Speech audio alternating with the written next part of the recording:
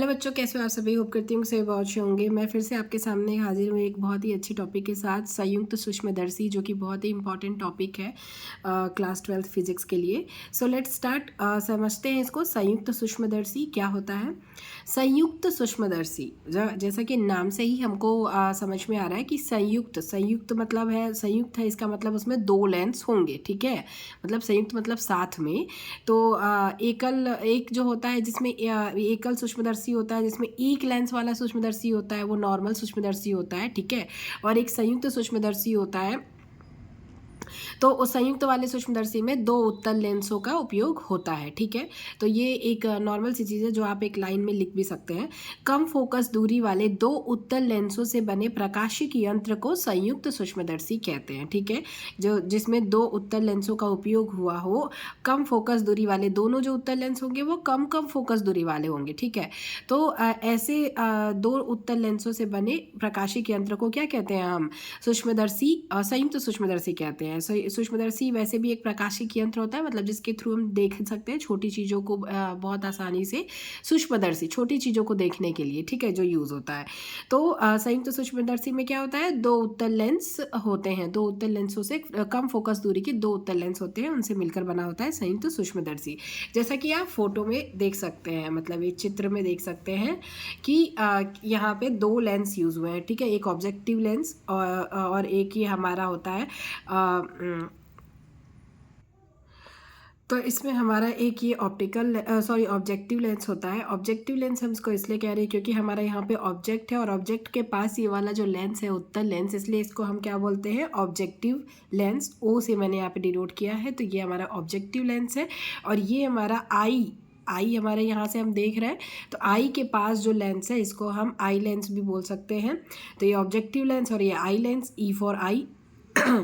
तो मैं आपको बता दूं कि जैसे यहाँ पे हमारा वस्तु है, इसका प्रतिबिंब, ये हमें डायग्राम कैसे बनेगा ये मैं आपको समझा देती हूँ। कि यहाँ पे जो वस्तु है ए और ए बी, ठीक है, तो ए बी एक वस्तु है जिसका प्रतिबिंब हमारा इस लेंस के थ्रू जब देखने पे यहाँ से प्रतिबिंब यहाँ बन रहा है। कैसे बन रहा है, ये जो ए है यहाँ से एक सीधी रेखा में प्रकाश जाता है, तो एक ये यहाँ से किरण आपतित होती है इधर, और दूसरी यहाँ से यहाँ बनती है। ठीक है, तो ये हमारा ए, और ये ए से यहाँ से आया तो A1, और इसके बाद यहाँ से हम इसको दर्शाएंगे कि यहाँ पे हमारा बन रहा है प्रतिबिंब, तो ये B1। ठीक है, A1 B1, ए बी का प्रतिबिंब A1 B1 बनता है।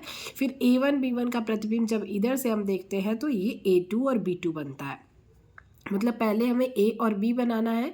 ए बी का प्रतिबिंब छोटे उत्तल लेंस से होते हुए यहाँ पे ए और A1 B1 बनेगा। अब बड़े लेंस से होते हुए इधर से एक और प्रतिबिंब बनेगा, जो कि एक्चुअल प्रतिबिंब बड़ा प्रतिबिंब बनेगा, क्योंकि ये बड़ा उत्तल लेंस है। A1 B1 का प्रतिबिंब A2 और B2 बनेगा। ठीक है, तो यहाँ पे इसका एक कोड दिख रहा है, यहाँ पे ये बीटा कोड है, और एक कोड यहाँ पे दिख रहा है जो छोटा वाला, ये अल्फा कोड है। एक यहाँ बनेगा, एक इसका, एक इस उत्तल लेंस का कोड बनेगा अल्फा, और एक इस उत्तल लेंस का कोड बनेगा बीटा। तो ये हमारा हो गया। इसके अलावा अब इसमें और कुछ नहीं है। जब हम यहाँ से देखते हैं ऑब्जेक्ट को, तो यहाँ पे हमें प्रतिबिंब प्राप्त होता है। A2 और B2 जो है ये वास्तविक प्रतिबिंब हमारा जो है ये प्राप्त हुआ है।